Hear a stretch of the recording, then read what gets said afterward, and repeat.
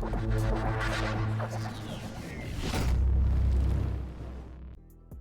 right, barbershop, we back. We back on YouTube with the full length videos. Hit that like, hit that subscribe. We'll be dropping videos all summer long on the Tennessee Titans off season and NFL, NBA, whatever you guys want me to talk about. Drop it down in the comments. Let's get into it. 23 draft class. This is the first draft from Rand after John Robinson got fired. We moved on. A lot of changes, a lot of mistakes was made. No offensive line, no wide receiver, no tight end, maybe a defensive playmaker. On my draft board, I don't know about y'all's, but I had Paris Johnson or Skoronski. I felt like any other players that we wanted would be off the board, but if there was a possibility that we could trade up to 3 if CJ Stroud was around, I felt like that was going to be the move that they was going to make. That was the trades that we had been hearing. Cardinals, was D-Hop going to be involved?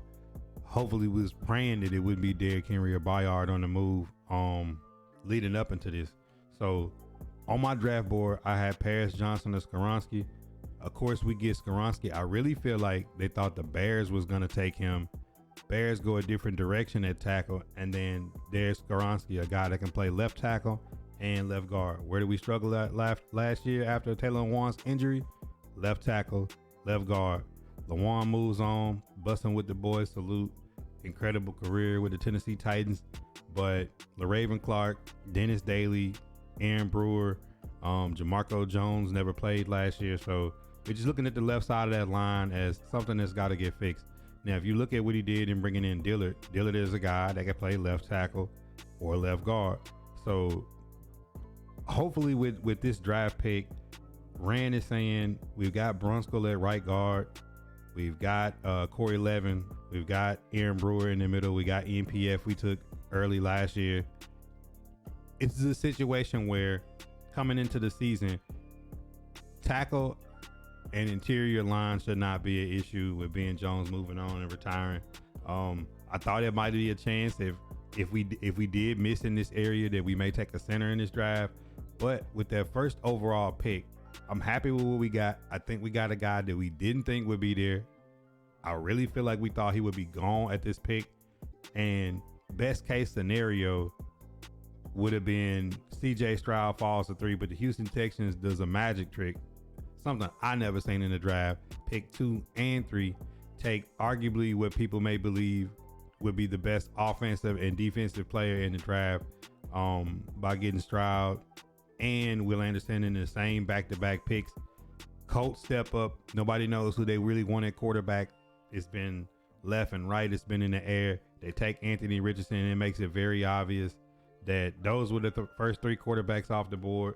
Tennessee Titans were not moving up to take Will Levis or Anthony Richardson in that spot. Their thought was if they taking those guys, maybe one of our tackles will be there.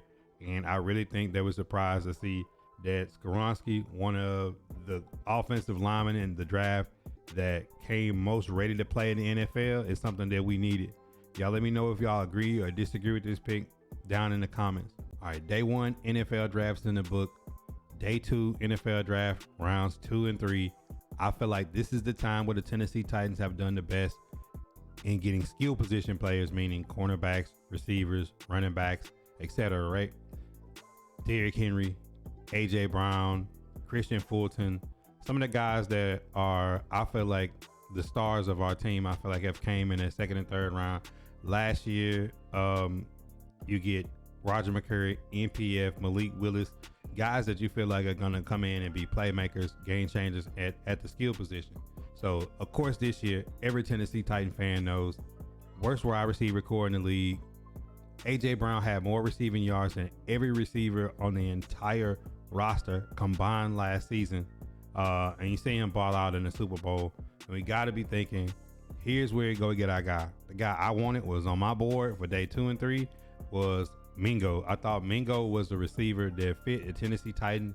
He's a guy, a good run after catch, physical runner with the ball, a Debo Samuels, an AJ Brown type of guy, a guy that would go perfectly well on the other side of Treylon Burks.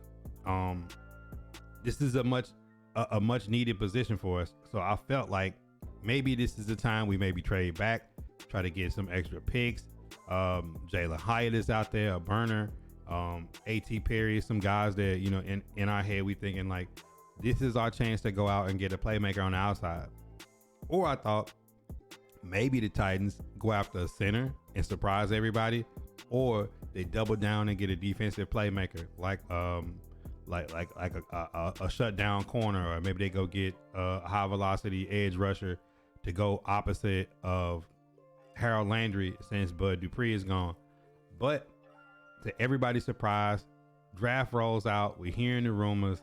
Titans trade up, take Will Levis, a QB that everybody thought was gonna go first round, and here we are, every Tennessee Titan fans thinking this is last year's draft all over. The nerves, the excitement, but when you really look at it, trying to make the positives out of the situation, when you look at the free agent quarterback draft class next year, Herbert is not leaving the Chargers, and everything else is going to be something that we don't want. I don't think that they're bringing Tannehill back, extending him. I don't think he's the future of the franchise, especially when 2 GMs in a row said this is the guy, he's the number 1 quarterback, and they draft a quarterback early.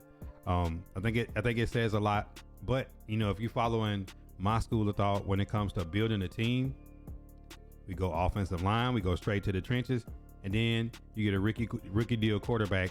And now, if you move Tannehill, whether you eat some of the cap or not, next year on the roster, you got 2 young quarterbacks that the fan base should be excited about. It's going to cost you around $4 million. When you're looking at Derek Carr and Daniel Jones getting $40+ million to play quarterback, you got to be sitting here thinking, Daniel Jones threw 15 touchdowns last season. I think Will Levis or Malik Willis, if they have talent around them and Tim Kelly can get something out of the offense, can give you 15 passing touchdowns. So at the end of the day, you save $30 million at the quarterback position. You just have to do the hardest part now, which is move Tannehill. Where do you move him? How do you move him? Do you cut him to save the money? What are we going to do in this situation? Are we going to throw these young guys in the fire? Of course, you heard Mike say that Levis is QB3. I don't believe it. I believe they'll move Tannehill, and I believe it'll be one of the young guys going. The division is very exciting to me. A young quarterback on every team in the AFC South. I think it'll be fun to watch on Sundays to see how these young guys develop. But overall, after the shock value, looking at the QB draft class next year and the free agent pool of quarterbacks that will be available that's not named Justin Herbert, I feel like you got value in getting the first round guy in the second round the same way you did getting Willis last year, because this would look bad if back-to-back years we took a guy who was picked to go in the first round, and we got to give him first round money. But in these instances, we kind of getting value deals. When you look at Brock Purdy, less than $1 million. You look at Jalen Hurts last year in the Super Bowl, less than $2 million. That's kind of what you want to do if you're rebuilding the team and you're trying to save money. You go with a young guy on a rookie deal. Only thing is I don't think he has a 5th-year option, so you kind of got to figure out kind of quick. But overall, we're excited about Will Levis. I hope that some of the things that have been coming out about the guy is not true. Even if it is, saying that he's not humble, saying that he's a little cocky. At the end of the day, maybe their first round not getting picked. I don't like the word chip on the shoulder. Maybe it just said like lit a fire in him to say, you know what, I'm willing to learn. I'll come in and I'm gonna be the best quarterback in this draft class. We all hope so as Tennessee Titan fans. We're excited to have these new young players in, and then we go on to our next pick, and this is in day 2. So this is where I was kind of confused in the thought process. Tajay Spears is a very productive player. I don't care about what people say about the injuries or whatever. Like we look at Caleb Farley and things like that, and it scares us. At the end of the day, it's a running back, and running backs are gonna get beat up. They're gonna get banged up. It really depends on how well he takes care of his body. It's not like he's gonna be taking a heavy load. This is a person that's gonna come in on third down. It's gonna pass protection. It's gonna leak out the backfield. Gonna get some screens. Gonna run some Texas routes, some flat routes, some swing routes, and maybe play on special teams, returning kicks or punts. That's the reality of this season. I know it was all underwhelmed in Hassan Haskins. It's kind of weird taking a running back in the same space again, which made this draft kind of weird. I really felt like we should have traded back. We traded up to get the quarterback, trade back to get the running back, gain an extra pick in the late rounds. I feel like Rashawn Johnson from Texas was on the board. I feel like it was a lot of other running backs, Tank Bigsby out of Auburn. It was a lot of other guys, but Tajay Spears may be the guy that finally gives Derrick Henry a rest when we have the lead in the game, or if it's an even game and Derrick gets tired, that he can come in for a series and be what Dontrell Hilliard and Deontay Foreman was in it a few years ago. A guy that Derrick doesn't feel like he's got to handle the ball 30 times. I know Darrington Evans was supposed to be this guy. You know, injuries kind of got to him. I know Mac Nichols was solid, but not as explosive as we like. And then you just go down the list. Dontrell Hilliard, very, very effective out the backfield, catching the football, but injuries played a role. So hopefully the Tajay Spears, who was high on a lot of people's draft board, comes in and gives us that extra spark. That's the conclusion of our day two's draft picks. I really feel like we could have traded back and maybe still got Spears or got another comparable running back. But at the end of the day, the two picks in the second day tell you this is the future of the Tennessee Titans. We got QB, we got running back. We're trying to get some depth in the backfield and take the offense in a different direction in the future. Tell me down below in the comments what you thought about day two of the Tennessee Titans. Will Levis, Tajay Spears. Let me know. Should we have taken a wide receiver? Should we have went defensive back, edge rusher? Like, what do y'all think? All right, day one, day two in the books. Final day of the NFL draft, rounds 4, 5, 6, 7. Tennessee Titan fans are going crazy on Twitter. They want to know, are we taking a wide receiver? Are we getting a tight end? What are we going to do with these last picks on the draft board? We went Skoronski, offensive tackle. Will Levis, we traded up for a quarterback. And we took Tajay Spears, a running back. And the Tennessee Titan fan base is saying, with the worst receiving core in the league, a team that didn't score 30 points in the entire NFL season last year, how are we going to move the ball through the air? We're looking at the guys that's on the board and we're saying, there's a few guys out there that we have our eyes on. Can we get him? Defensive backs out there we see. Can we get him? What's the plan? Rand and Mike trolling, waving, and here we go. We start off day 3 and we take tight end Josh Wild out of Cincinnati, and I like the kid. Vertical, pair him with Chad, gets up the field, red zone threat, and you kind of see the direction. Here's Wesco, the Swain type. Here's Wild, a more athletic version of what you got in Austin Hooper, and then of course there's Chig, who was the next level version of Jonnu Smith. So you kind of staying in the same mode. You got your athletic speed guy, you got your vertical threat, and then you got your blocking tight end. And it kind of fits the mold for what they want to do in Nashville. And you kind of see, okay, that part of it's not going to change. A 2 and 3 tight end sets is something that the Tennessee Titans do. I still expect them to have another tight end on the roster that they could call up because they really don't run fullback. And then you go into the next pick and you're saying, okay, it's got to be receiver, right? And no, it's Jalen Duncan. It's another tackle that worked out with Skoronski in the draft, a guy that was higher up on some people's board. And I really think it's starting to get to a point where they're taking guys that was on the board that they thought may not be there. And I feel like everybody was happy with the tight end pick, Josh Wiley. And then you go Jalen Duncan and they're saying, well, they're saying that offensive line should not be the issue of going out and getting anybody this upcoming season.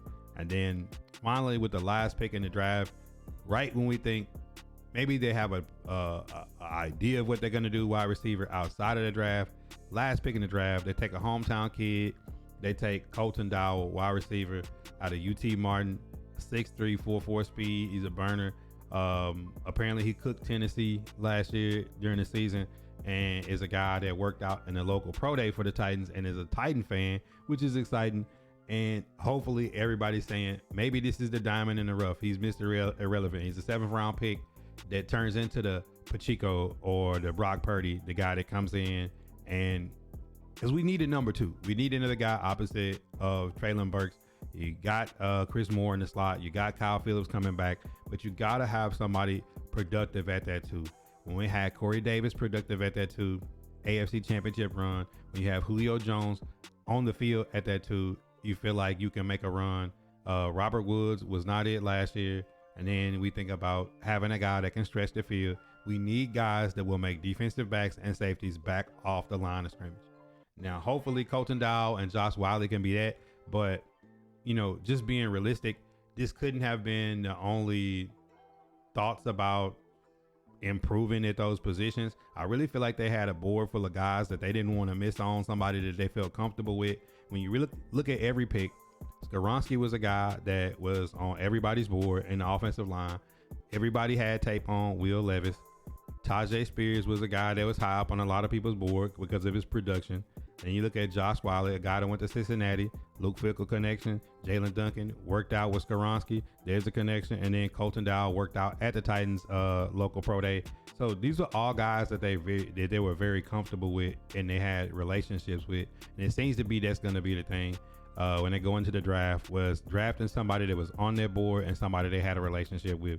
Seeing, you know, Patrick Mahomes take Rashee Rice when there was a lot of receivers on the board that people had above him, but he was a guy that Mahomes worked out with in the offseason and felt comfortable and felt like it was a chemistry there. Maybe that's the thing.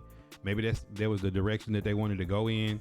Undrafted free agents from Faro State, got 25 and a half sacks. Maybe he's the guy that you pair with Harold Landry coming in. You're seeing Steve Jones Jr., cornerback with a lot of accolades. They could give us depth, maybe like the same way that Trey Everett did last year. You look at a couple of guys and maybe some undrafted free agents make the team, make the cut at depth level and develop. But even still, offseason is here, and the Tennessee Titans still are in the same position they were before the draft when it comes to wide receiver and defensive back. But hopefully some of these guys pan out and develop. You never know who's going to be what after a draft happens. You know, a guy that everybody was high on may flop. A guy that nobody knows may turn out to be, you know, the superstar of this draft class. All in all, I like all the picks and I understand why they chose them. May not been what we all had on our own personal draft board, but we'll trust the process that Rand and Mike have decided to go with in the draft, taking no defensive players. But like I said, the undrafted free agent out of Faro State, Caleb Murphy, might wind up being, you know, the impact player on defense as a rookie next year. So we're still gonna have guys that's cut on May 1st to save money. There's still gonna be guys cut on June 1st to save money, and then they'll have the rookie mini camps, and we'll see exactly what the Tennessee Titan roster, because they've preached that the guys that's on the team now is not the roster that we're going to come into the season with. And the question still remains: the defense looks great, the offensive line looks improved, the tight end core looks good, the running back core looks promising with Derrick Henry, Tajay Spears, and maybe more development from Hassan Haskins, who's a tough runner on short yardage situations. But at the end of the day, what are we going to do with Tannehill, and what are we going to do at receiver? If Tannehill is cut or moved and you free up capital to go after a Cortland Sutton, a Jerry Jeudy, maybe the Bengals can't pay T. Higgins and you can make a move for him. Who knows? There's a lot of options. I really don't want to go the direction of D-Hop. I feel like there's no way you can give D-Hop 20 plus million. Like he's due 27 and you didn't want to give AJ 20. That'll always sit. At the end of the day, I hope Malik Willis goes into camp. I hope he blows it out of the water. I hope Will Levis comes in humble and ready to work. I hope that Tajay Spears learns behind the best running back in this era, Derrick Henry. Skoronski like steps right in, and that offensive line gels with Dillard. Josh Wiley, like, you know, him and Chig, I hope like that's the new 1-2 punch at tight end with Wesco coming in on blocking downs. Jalen Duncan can develop into depth, and Colton Dowell, everybody's hoping, like putting a lot of pressure, hoping that this kid can be that guy that steps in at that number 2 receiver role, and really help this offense. Scored 30 points this season finally. That's my thoughts on the 2023 NFL draft class. Y'all let me know down in the comments what you thought. If you want me to do any other teams, I'll do every team. My goal is to do a YouTube video on the Tennessee Titans or NFL almost every day the rest of this year. I know that's going to be a tall task, but it's something that, is important to me. I definitely want to grow on YouTube. I definitely love that a big portion of my content is sports related, podcast, barbershop talk related. It generally revolves around the Tennessee Titans. But, I do, watch other teams, other sports, and I'm interested in all of it. So this is something that I really wanted to be a big part of my content. Hit that like, hit that sub, follow me on all socials, ShotBybuddha. The end of this week, I'm going to be in Vegas. The jump off is going to be crazy. Biggest Madden tournament on earth. 8 content creators, 8 tournament winners in Vegas, HyperX Esports Arena. I'm going to be there. I will not be playing with the Titans. This will be the first time that y'all ever see me play Madden without having a Titan uniform on. But I'm trying to win. I'm trying to bring it home. Only Facebook guy there, trying to represent for us in the regs category. And I'll be doing more tournaments and more kind of competition type things with the community going forward after that, because we got OB6 after that. Winners gonna be finalists gonna be played in Atlanta at Meetup 3, July 20th through 23rd. So this is gonna be something that we're gonna keep pumping, and maybe next year ShotBybuddha will be on day 3 getting to call out the Tennessee Titans select. Maybe I get to call out. That's a bucket list thing for me, to get to be part of the fan experience. I ever get to call out the draft pick for the Tennessee Titans. That's like one of my lifelong dreams. You know what I'm saying? So at the end of the day, tighten up. Appreciate all y'all watching, man. Hit that like, hit that subscribe. Live 2 times a day on either Facebook, Kick, or Twitch. Catch the link tree. It'll be pinned down in the comments. And y'all have a good rest of y'all day. Excited to see what this off season brings. Interact with me on Twitter or any social media platform. I respond back.